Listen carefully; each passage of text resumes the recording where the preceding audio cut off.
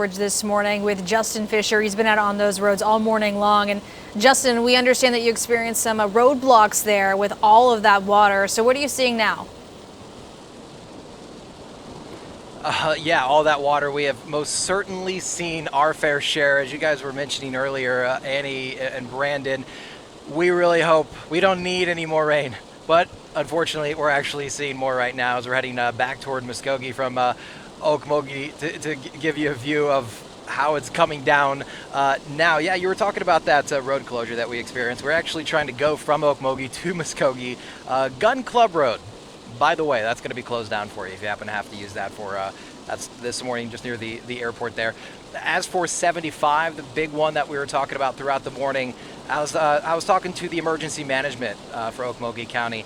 75 seems to be one of the bigger issues. It's more toward the south side of town, right under the railroad tracks, right next to that McDonald's. That was an area that we had concerns for this morning, and emergency management telling me that that's kind of the area right there that has been flooded, of course, north of town as well, going up a lot of different areas that have been flooded. But one thing that we did notice was the sediment that's been left behind by this flooding.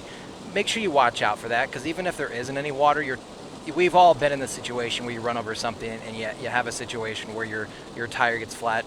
You don't know what's in that sediment. You don't know what came over with that floodwater. So make sure you do watch out for that. In terms of other rain that we have seen, it is seemingly nonstop. Brandon, you were talking about as we're heading back toward Muskogee right now, we're seeing a lot of lightning, a whole lot of rain. You know, people kind of zipping past us. Hopefully you're taking it easy out there. You're taking it safely.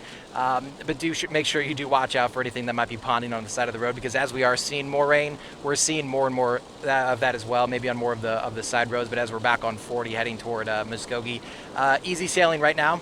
But of course, as that rain does come back down, the emergency management telling me that it is receding or was receding. But as we're seeing more of that rain, things could be changing. And those areas that you do know that flash flood or that flood frequently, there's always that possibility that's going to happen again. I'll send it back to you. All right, something to watch out for. Thanks, Justin.